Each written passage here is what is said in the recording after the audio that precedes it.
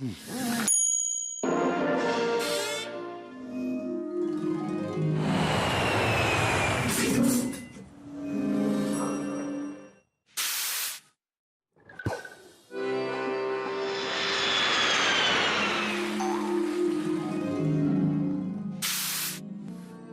CFE, votre sécurité sociale jusqu'au bout du monde.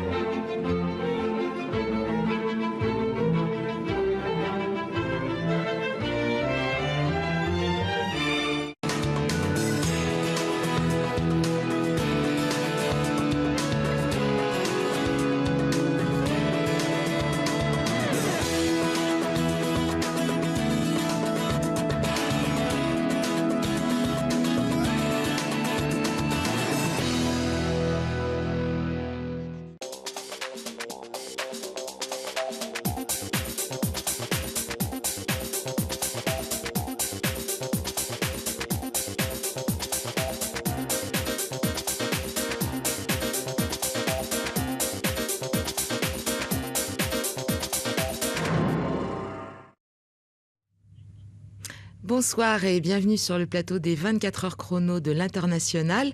Nous en sommes à la 20e heure de direct. Alors, on en parle beaucoup moins que de Miami. Elle est située plus au nord, dans la Floride, au centre des terres, dans le comté d'Orange. Elle est connue pour ses parcs d'attractions. Avec près de 2 millions d'habitants dans son agglomération, elle est surnommée The City Beautiful, c'est la 6e ville de Floride. Bienvenue à Orlando. Pour parler de cette ville, j'ai à mes côtés Michael Frank Audebert. Vous êtes président du MBA Orlando. Et Jimmy Benodis, vous êtes Global Head du French Business Network de EY, Ernst & Young. Vous avez 250 collaborateurs et associés et dans une vingtaine de bureaux dans le monde. Voilà. Nous avons également via Skype Philippe Létriard, consul général de France à Miami. Monsieur le consul, nous entendez-vous ? Absolument, je vous entends très bien. Bonsoir à tous. Bonsoir. Est-ce que vous pourriez, monsieur le consul, nous parler un petit peu de la présence française à Orlando, nous dire combien ils sont, leur profil et également une évolution si tant est qu'il y en ait eu une.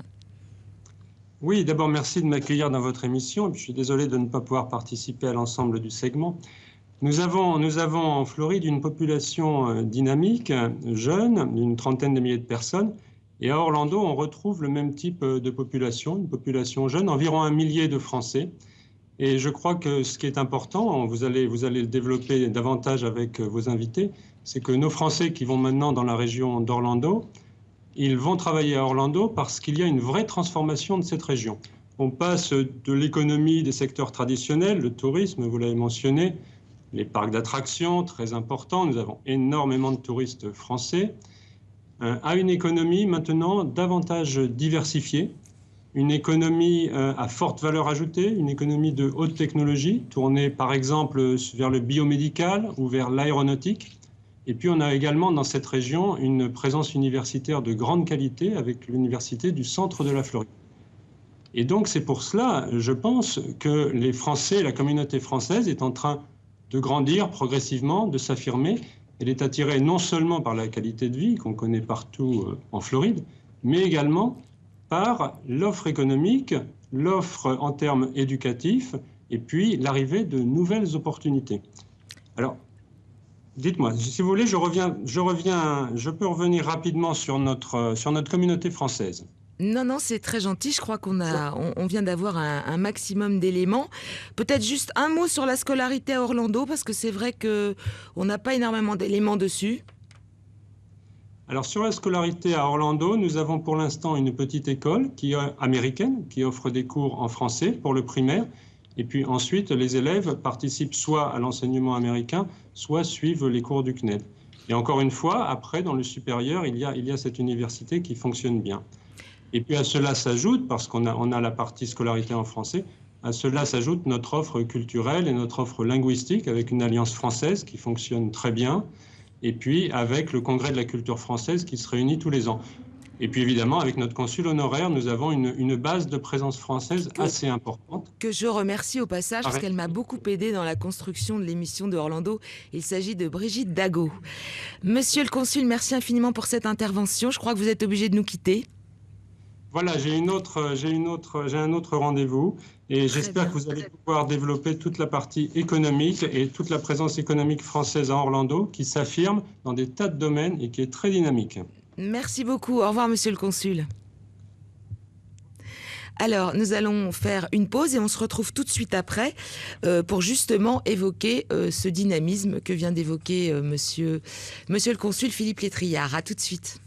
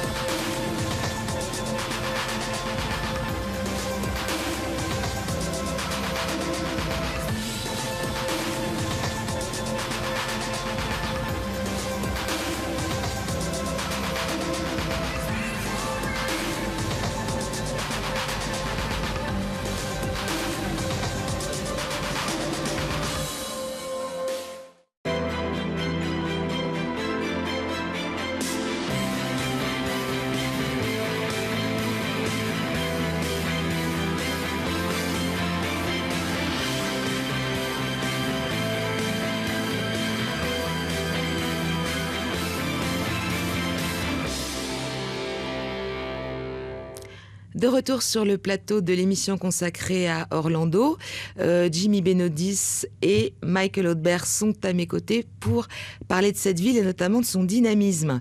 Alors, Jimmy, au niveau du dynamisme de Orlando, qu'est-ce que vous aimeriez citer en premier ?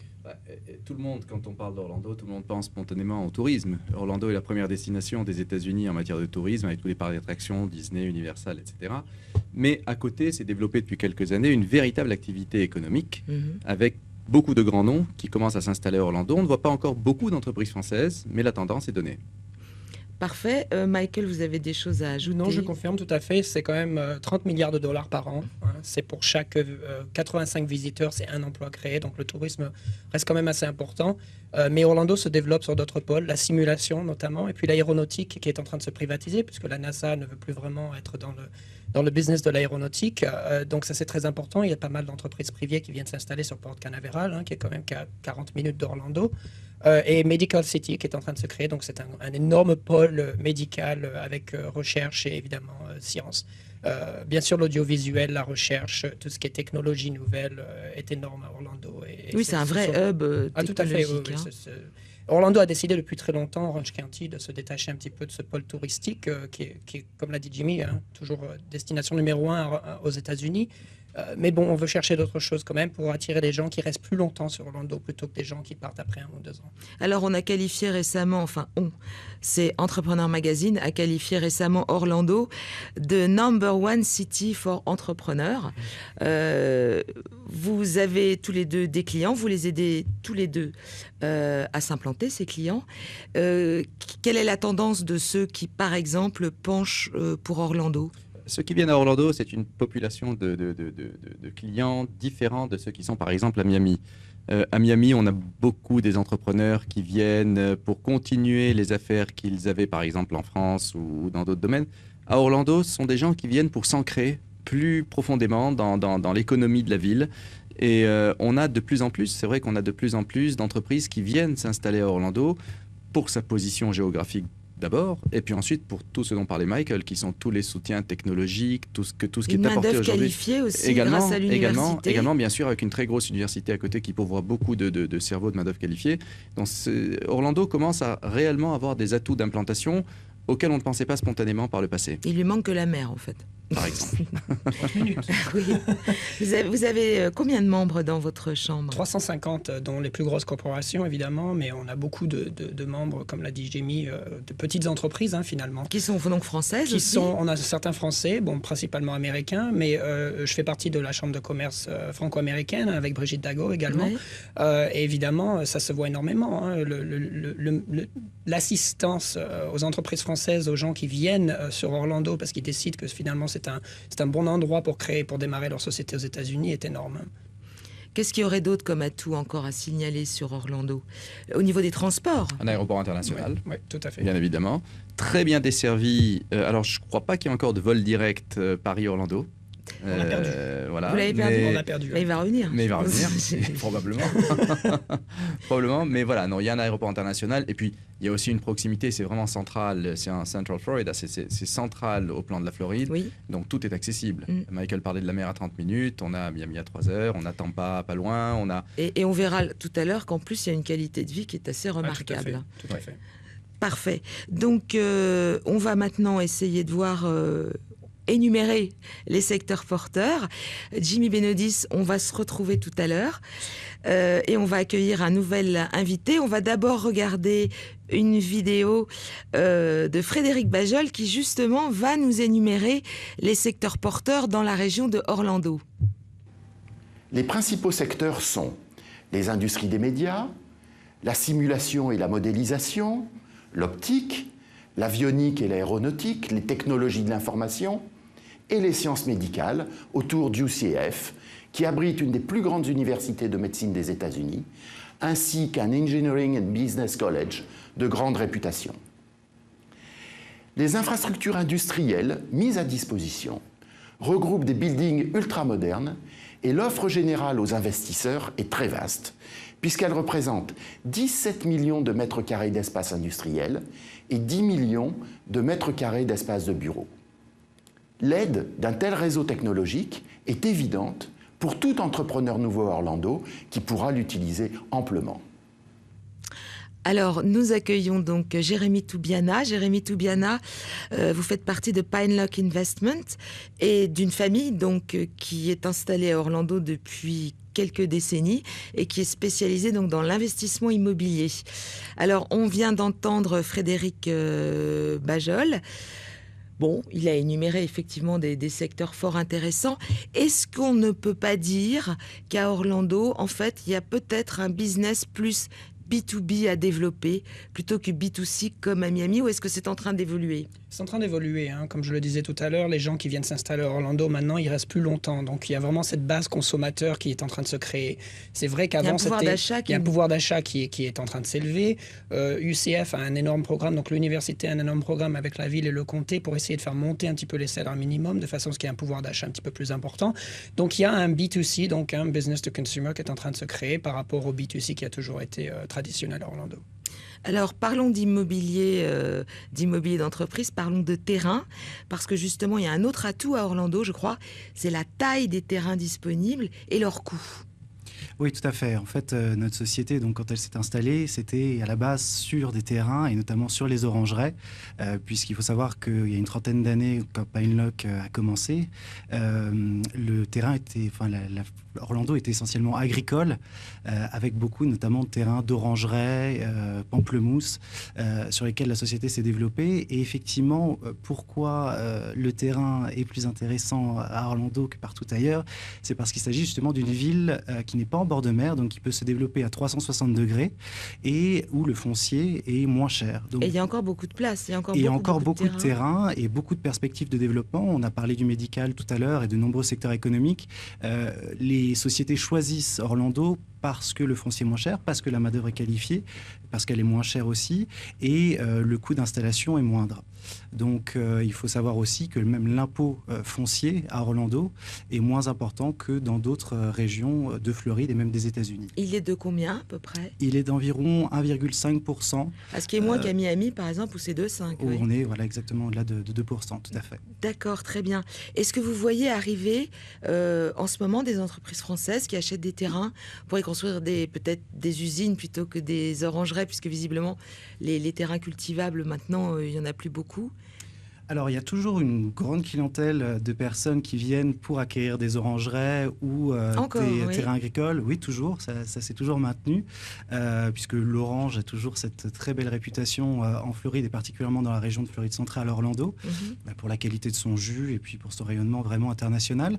Et également, effectivement, de grands projets. On a de nombreux exemples depuis 30 ans de personnes qui se sont développées dans l'industrie, dans les technologies, des Français qui sont venus, et comme on le disait au départ, ce sont souvent des personnes qui viennent, qui s'installent et qui vraiment embrassent la culture américaine et qui viennent effectivement pour longtemps. C'est très drôle parce que tous les gens à qui j'ai parlé de Orlando parlent de la ville en disant nous avons fait ceci, nous avons fait cela par rapport à l'amélioration donc de la ville, ce qui n'est pas le cas à Miami, où à Miami on dit ils ont fait ceci, ils ont fait cela, la mairie, les Américains, effectivement les Français qui vivent à Orlando semblent s'être appropriés leur ville. Oui, ils font partie de la communauté, ils le savent et ils en sont fiers.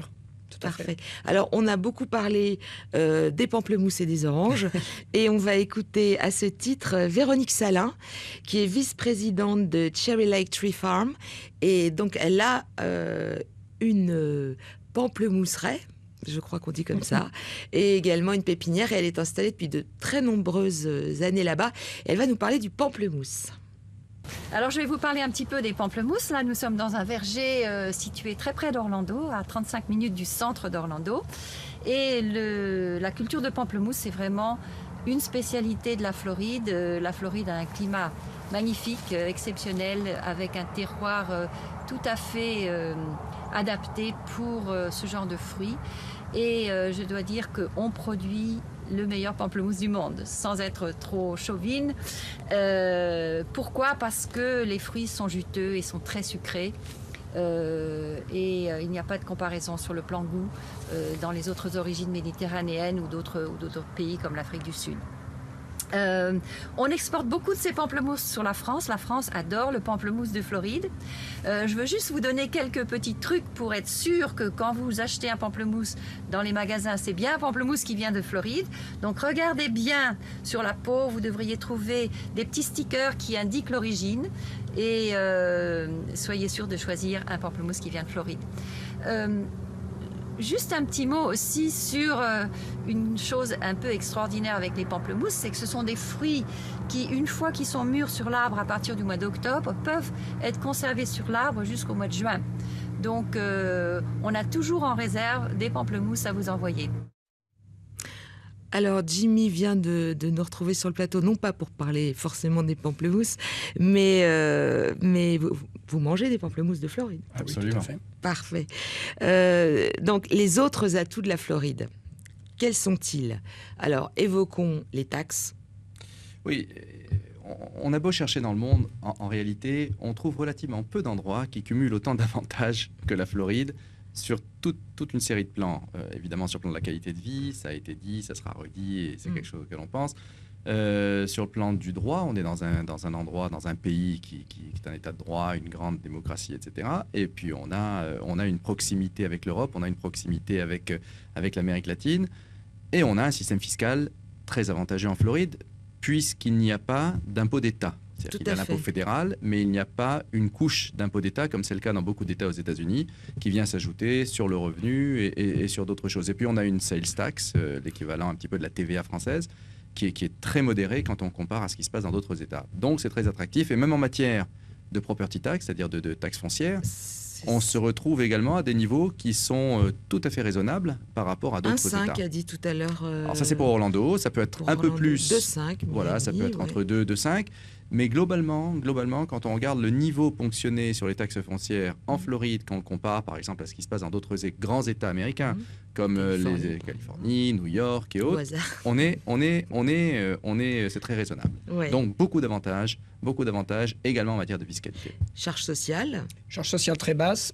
La taxe touriste, qui est quand même quelque chose qui est pur à Orlando, puisque évidemment on a tous ces hôtels, permet aux propriétaires à Orlando d'avoir des taxes foncières qui restent très basses et permettent de prendre tout cet argent et de redévelopper dans l'infrastructure également. Donc en fait, le touriste paye plus de taxes, ce qui permet à l'habitant et donc à la personne qui réside à Orlando et dans les alentours, de bénéficier d'un allègement. Alors souvent, il y a un peu la plainte, il y a beaucoup de tourisme, enfin les touristes aident beaucoup au niveau foncier également et au niveau taxes. Juste au niveau des charges sociales pour nos auditeurs, c'est à peu près 7,5% les charges sociales patronales et plus, alors patronales plus salariales cumulées, c'est dans les 15.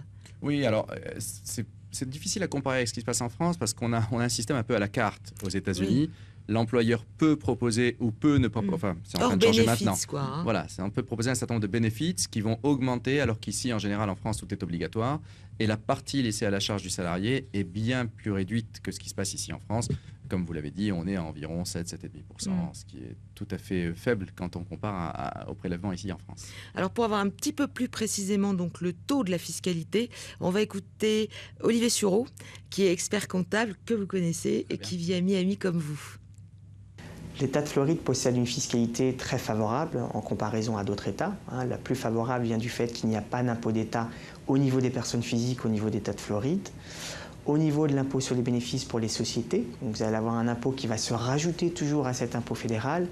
Et au niveau de cet impôt, il est de 5,5% dès lors que vous avez plus de 50 000 $ de bénéfices. Donc, c'est-à-dire que jusqu'à 50 milliards de bénéfices, vous n'aurez pas d'impôt d'État sur le bénéfice au niveau de l'État de Floride. La Floride est un État très favorable aux entrepreneurs et grâce aux nombreuses aides et à une fiscalité très très légère par rapport à d'autres États.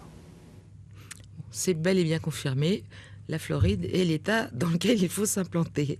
Maintenant, avec quelle société, quel type de structure adopter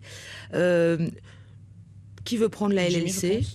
Oui, on a le choix, mais ce qu'il faut retenir d'une manière générale, c'est que tout le formalisme auquel on est habitué ici en France disparaît dès qu'on franchit l'Atlantique, que ce soit en Floride ou dans un autre État. Alors la Floride plus particulièrement, parce que c'est peut-être un peu plus facile que dans d'autres États, mais on a le choix entre des structures juridiques extrêmement souples, qui sont par exemple la LLC ou la S Corporation, qu'on crée concrètement sur Internet, l'une comme l'autre en quelques minutes.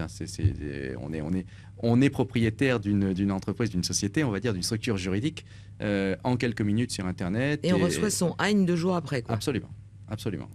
Et donc tout ça est très vite.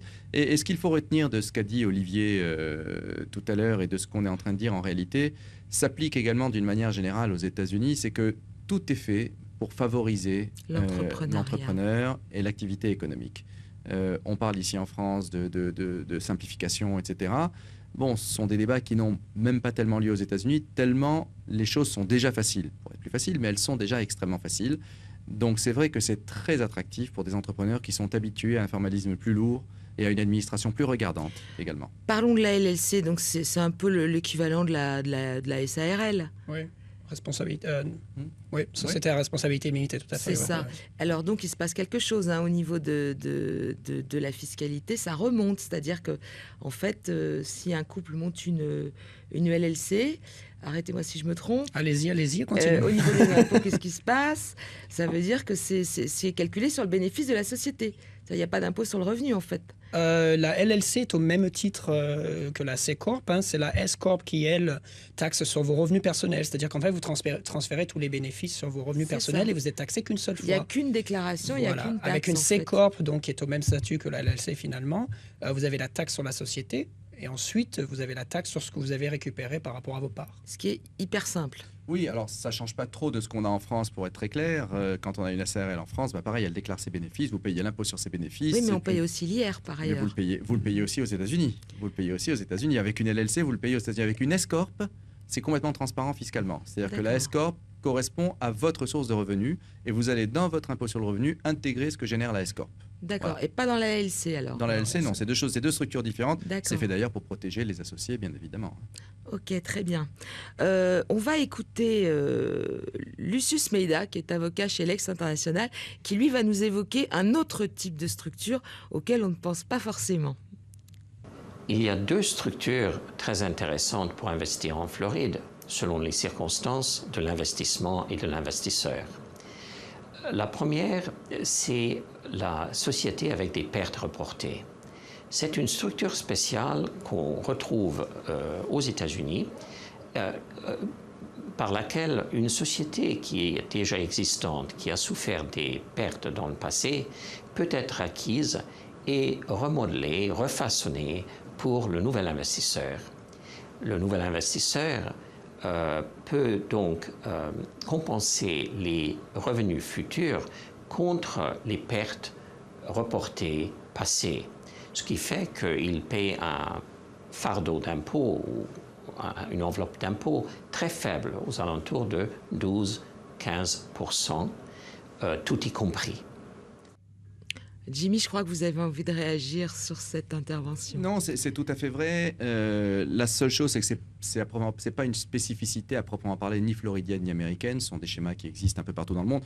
En réalité, ce qui fait la différence, c'est le taux d'imposition. C'est-à-dire qu'on a des taux d'imposition qui sont moins élevés dans certains cas aux États-Unis, dont on peut bénéficier. Et là, ce dont parle notre interlocuteur, qui est avocat, je crois, ce dont il parle, c'est en fait de reprendre une structure qui a généré des pertes pendant des années. Et plutôt que de partir d'une page blanche quand on crée sa société, on perd déjà avec des pertes pour pouvoir les imputer sur des bénéfices futurs. Faut-il encore être sûr de faire des bénéfices? Oui, absolument. Ça, mais c'est l'optimisme américain. Oui, c'est vrai.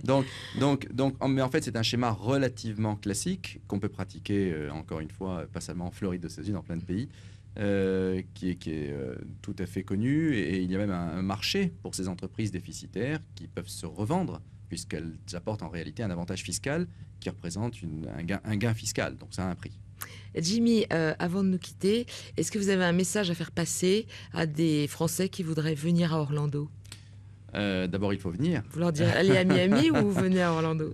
Tout dépend de ce qu'ils veulent. À Miami, ils ont le côté spectaculaire de Miami, ils auront la mer. À Orlando, ils auront une ville qui est beaucoup plus en devenir, avec beaucoup plus d'avantages d'accueil. J'ai l'impression, aussi bien en matière de fiscalité qu'en matière de prix, le foncier est moins élevé à Orlando, donc c'est plus facile d'aller acheter à Orlando que d'aller acheter à Miami, qui est une ville très spéculative.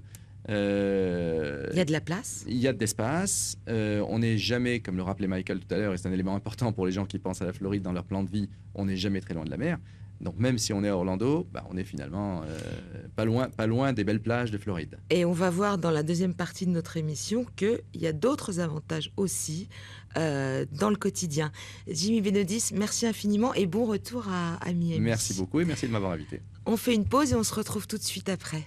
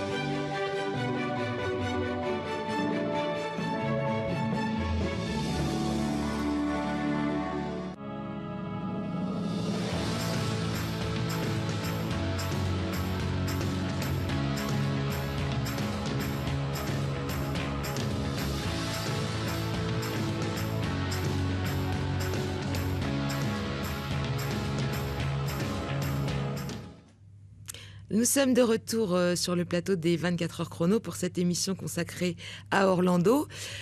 Michael Audebert à mes côtés, président du MBA Orlando, qui est en fait une chambre de commerce. Oui.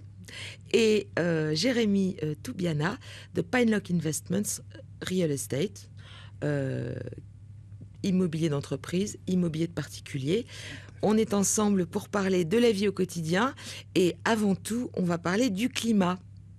Parce qu'à Orlando, il y a un climat qui est fantastique, semble-t-il. Et on va écouter Véronique Salin, qu'on a déjà vue tout à l'heure, qui nous a parlé du pamplemousse, nous parler du climat d'Orlando.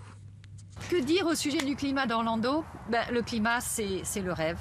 Je dois dire que pour moi, qui ai été élevée dans la région parisienne, je n'ai plus jamais à me demander chaque matin, aller courir à ma fenêtre pour voir quel temps il fait et me demander s'il va pleuvoir, s'il va faire beau. Il fait toujours beau.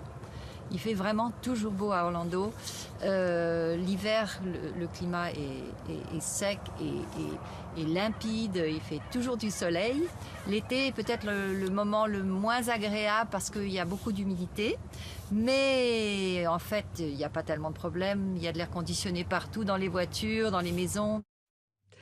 Ah, j'ai senti, Michael, que vous aviez envie de réagir. Oui. Faisons pas de publicité mensongère quand même. C'est vrai que le temps est magnifique.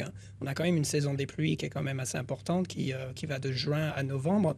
Et récemment, j'ai l'impression que la saison des pluies elle continue, puisque je suis parti d'Orlando et malgré 2 jours d'hiver à peu près 5 degrés, on prend de la pluie pratiquement tous les jours en ce moment. Mais là, c'est à cause du froid dans le nord. Ça doit être ça, oui. Oui, alors, il y a une vraie différence aussi quand même au sein même de la Floride de climat. C'est-à-dire qu'à Orlando, on est en Floride centrale et donc le climat sera quand même beaucoup moins, on va dire, extrême et lourd qu'en Floride du Sud, à Miami. C'est-à-dire qu'on est dans un climat subtropical. On parlait d'orangerie et de pamplemousse tout à l'heure. C'est aussi pour ça que l'agriculture est présente en Floride centrale et pas dans le sud. C'est le berger d'ailleurs de la Floride, cette région de... Tout à fait. Car le climat est beaucoup plus favorable puisque moins d'humidité. L'humidité, c'est l'ennemi numéro 1 des fruits et c'est pour ça aussi que les terrains sont situés et un climat d'autant plus formidable qu'il y a un impact au niveau des ouragans. C'est donc une zone non-hurricane, c'est ça ? Tout à fait, c'est-à-dire que le centre de la Floride, une fois que les ouragans ont touché finalement les côtes, y compris Miami, une fois que vous avez tout pris, quand ça arrive, maintenant ça monte. Voilà, quand ça arrive sur Orlando, c'est plus qu'un catégorie 1 ou 2. Bon, ce sont des vents assez forts, quand même pas mal de pluie. Donc les inondations en général, c'est ce qu'il y a de plus à redouter. Mais bon, vous êtes loin quand même. Et pas que ça, surtout Orlando est en hauteur. Alors ça culmine à, je sais pas, 100 mètres. À 100 mètres, mais du c'est coup énorme c'est pour énorme, la Floride, effectivement. Pour les inondations, effectivement, du coup, on n'est pas touché. Et donc, on est bien dans une zone non cyclonique. Très beau climat, pas d'ouragan, enfin, pas ou peu. Le risque est quasi inexistant. Ouais. Voilà. Et ensuite, alors, encore un autre atout, c'est le coût de la vie et notamment le coût de l'immobilier que Jimmy Benodis a évoqué rapidement. Alors, bon, déjà, l'assurance anti-ouragan est beaucoup moins chère qu'ailleurs. Oui, du fait qu'on soit dans une zone non cyclonique, vous allez pouvoir aujourd'hui assurer une maison de $200 000 ou $250 000 pour $500 ou $600 à l'année.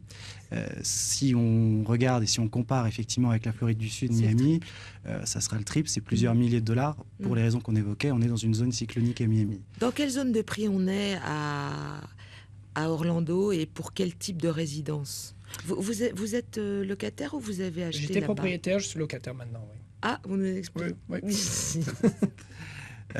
Alors aujourd'hui, à Orlando, donc comme on le disait, c'est des familles essentiellement qui viennent habiter la région. Donc vous aurez surtout des villas à 80%, des villas situées dans des communautés et qui font généralement 150, 200 mètres carrés, c'est en moyenne ce qu'on a, pour des prix commençant dans du neuf à $150 000. Vous pouvez avoir une très belle maison de 3 chambres, 2 salles de bain, du double garage, un terrain autour. Ça sera à peu près dans cette zone de prix-là qu'on commencera. Et quand on veut une maison avec un grand terrain, par exemple, avec des chevaux, je ne sais pas. Alors, il en existe également. Donc, vous pouvez avoir des terrains avec plusieurs hectares et une maison, c'est généralement des farms. Enfin, c'est-à-dire que souvent comme des ranchs, un peu comme des ranchs, exactement. On s'appelle ça des ranchs ou des ranchettes quand on est sur des oui, parce qu'on n'est pas loin de cette Ocala, qui est la cité du cheval en Floride. Oui. Tout à fait. Donc à un ranch, par exemple. Voilà, avec une orangerie, vous pouvez aujourd'hui... Ce qu'il faut savoir, c'est qu'aujourd'hui, on a à peu près $1 000 du mètre carré pour une villa, ou un peu plus, à Orlando, bien sûr. Donc, dans du neuf, ce qui permet effectivement d'aller sur des grandes surfaces et surtout adapté aux familles qui s'y installent. Oui, parce que finalement, ce qui est assez frustrant aux États-Unis, c'est quand il n'y a pas cette notion de grand terrain. C'est un peu ça qu'on cherche. Et donc, et là, on atteint des tarifs quand même, j'imagine, plus conséquents. C'est dans les 300 000, 400 000, un ranch par exemple? Alors ça dépendra vraiment, encore une fois, de la taille du terrain, la taille du ranch. Un petit ranch alors. Vous savez, Avec des poneys. Là, savoir combien il y a de poneys sur le terrain. Non, donc ça peut être très variable. Ce qu'il faut savoir, c'est qu'effectivement, encore une fois, du fait d'un foncier très très bas, on peut aujourd'hui avoir des grandes surfaces à Orlando et la ville se développe. Donc Alors, Michael, vous étiez propriétaire et maintenant vous êtes redevenu locataire. Il y a eu la petite crise de 2008. Donc, nous, on a pas mal quand même de membres qui sont agents immobiliers. Je sais que le centre d'Orlando, il n'y a plus rien à vendre. Je veux dire, c'est très dur. C'est-à-dire que vous avez une maison qui se met sur le marché, vous avez 4 offres et c'est la bataille des offres. Donc les prix remontent et sont remontés très rapidement. Après une crise quand même qui a touché la Floride, mais pas autant que ce qu'on a pu l'entendre quand même. Je pense que Miami a été touché beaucoup plus qu'Orlando en lui-même. Mais les prix de location sont assez raisonnables. Je veux dire, le centre d'Orlando est en train de se développer avec des high-rise. Vous n'avez plus la property tax, vous n'avez plus tout ça, donc parfois c'est vrai il y a une property tax qui est très basse quand même sur Orlando, mais justement... Elle est de combien? 1,5. Ah, encore une fois plus basse qu'à Miami, ouais. Décidément. Ah oui, mais on a tous les avantages. J'ai l'impression. Vous revenez à Miami, vous déménagez. J'ai l'impression. Et même l'ambiance. L'ambiance a l'air très sympa. On va écouter Sophie Sakajou, qui est directrice générale de 12 France Bakery. Là encore, une famille qui est là-bas depuis une vingtaine d'années. Et ils sont dans la boulange industrielle. On va l'écouter tout de suite nous parler de la vie qu'on mène quand on réside à Orlando. Ici, la vie est très agréable, saine et pure, surtout avec tous ces espaces verts. C'est aussi une ville très familiale et sportive où vous pouvez exercer tous les sports et activités d'extérieur à longueur d'année grâce à un superbe climat. Les centaines de lacs dans la région aussi nous donnent des superbes week-ends.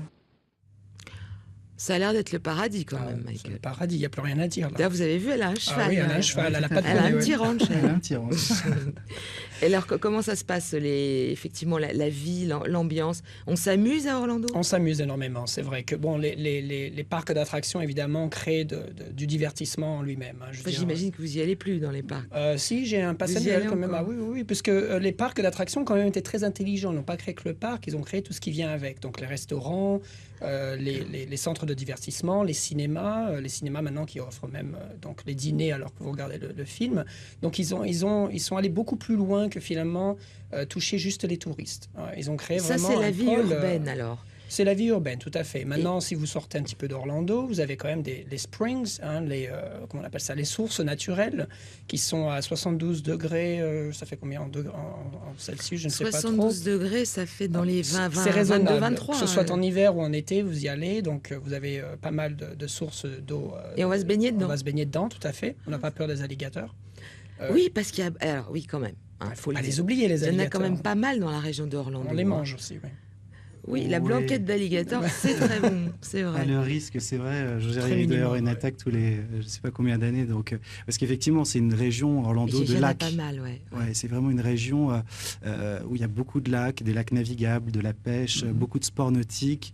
Nous, d'ailleurs, on fait beaucoup d'immobilier directement sur des lacs navigables où les gens ont leur maison sur un lac, ils ont leur bateau au bout du jardin. Et c'est loin de Orlando, ça? C'est à Orlando, même. Ah, carrément. Tout à fait. Vous pouvez par la chaîne des lacs aller jusqu'à l'océan. Enfin, donc il y a c'est vrai, une nature aussi qui est très développée. C'est-à-dire que c'est une ville qui est relativement nouvelle. C'est-à-dire qu'elle a vraiment pris son essor dans les années 70. Mais c'est quand même une ville faite pour les familles. Tout à fait. Quand on est célibataire... On a quand même des célibataires. Oui. On a quand même pas mal. Non, et puis il y a un centre très actif. Une vie nocturne, il y a des ballets, il y a énormément de choses pour le soir, pour les sorties, les restaurants, Dardenne. On a une vie culturelle qui se développe énormément. On a quand même pas mal d'infrastructures qui sont en train de se construire. J'aime bien vous le rappeler, mais on a quand même la seule équipe de football en Floride, puisque vous l'avez perdu. Voilà. Donc il y a aussi il y a le basketball. Enfin, il y a pas mal de choses à faire à Orlando pour un célibataire autant que pour une très sécure comme ville. Très sécure. Comment on appelle ça, le taux de crime est vraiment très bas. Et jeunes aussi. C'est vrai qu'on n'a pas parlé de l'âge de la population, mais je crois que c'est 37 ans. Le consul a dit qu'effectivement la population, enfin des Français étaient jeunes. La moyenne d'âge est d'environ 37 ans, donc on est vraiment dans une population très jeune, une ville jeune, oui. D'accord. On vient d'évoquer donc le fait que ce soit une vie de famille ou pas. Parlons des familles et parlons justement d'un sujet à propos des visas américains. Quel sort est réservé aux familles accompagnantes? Et on va écouter à ce titre Delphine Martin, qui est dans le cabinet Karl Waïd. Pour ce qui est des familles qui souhaitent accompagner les personnes qui veulent exercer une activité, pour ce qui est des visiteurs d'affaires, là, les familles n'obtiennent pas de statut particulier, soit voyageront pour des courts séjours sous un statut touriste, ou alors pour des séjours plus longs, supérieurs à 6 mois, feront une demande de visa B2 auprès des autorités consulaires. Pour les familles des investisseurs, donc des personnes sous statut E2, une demande de visa est effectuée en même temps que le principal. Ils obtiennent un visa E2 également en tant que famille accompagnante qui autorise la personne à demander une autorisation de travail si elle souhaite exercer une activité sur le territoire américain. Enfin, pour les familles des travailleurs bénéficiant d'un statut L1, pour les transferts intragroupes, là aussi, les personnes obtiennent un visa L2 leur permettant de solliciter une autorisation de travail s'ils souhaitent exercer une activité sur le territoire américain. Michael, vous avez la green card? Oui. D'accord. Pas la citoyenneté encore. Et vous êtes arrivé avec un visa de quel type? On va pas le dire. Ah bon. Pas de visa du tout. On a fait la procédure, enfin j'ai fait la procédure quand D'accord. j'étais sur place. Ça fait quand même 22 ans que je suis aux États-Unis, mais la green card, je ne l'ai que depuis 8 ans. Donc, D'accord. le calcul, voilà. Très Il y a bien. eu le visa d'affaires est quand même quelque chose qui se fait énormément, où les gens voyagent énormément entre la France et les États-Unis. Le B1. Voilà. Ouais. Non, mais même sans B1, à partir du moment où vous ne faites pas tellement d'affaires aux États-Unis, vous êtes juste en voyage d'affaires, Oui. vous pouvez faire le visa waiver. C'est le fameux Voilà, qui vous visa- donne 90 jours. Mm. Je ne le recommande pas parce que j'ai beaucoup de personnes en ce moment qui font la même chose et qui se font attraper à l'aéroport en deuxième inspection. Quand ils voient un pattern qui est quand même assez régulier aller-retour, ils ont quand même tendance à être beaucoup plus drastiques. Vaut mieux aller avec un visa touristique alors. Si vous allez rester plus longtemps, oui, mais à partir du moment où vous allez vraiment juste pour des raisons touristiques, il n'y a pas de problème. D'accord. Vous, Jérémy, de toute manière, vous y allez ponctuellement voir... Régulièrement, oui, pour l'immobilier. Mais tout à avec fait. un visa touristique. Un visa touristique, tout à fait. Vous aviez quelque chose, vous aviez envie d'ajouter quelque chose à propos des visas. Je vais vous laisser le faire très vite parce qu'après, on me demande de conclure. D'accord, très rapidement. Alors en France, évidemment, le mariage gay est très récent et il y a quand même une image aux États-Unis qui dit le système fédéral ne reconnaît pas le mariage gay. C'est complètement faux. Les 18 États aux États-Unis qui reconnaissent le mariage gay. Donc si vous avez un Américain qui marie un Français dans un de ces États, le système fédéral, donc au niveau de l'immigration, le reconnaîtra. Donc c'est très très important parce que ça peut changer pas mal de choses pour les gens qui veulent immigrer aux États-Unis. Ouais. Absolument. Merci à tous les deux. Merci. J'espère que vous aurez envie d'aller vous installer à Orlando. En tout cas, moi, ça me tente. La ville suivante, c'est Düsseldorf, qui va avoir lieu à 18h. Merci de nous avoir suivis. Au revoir.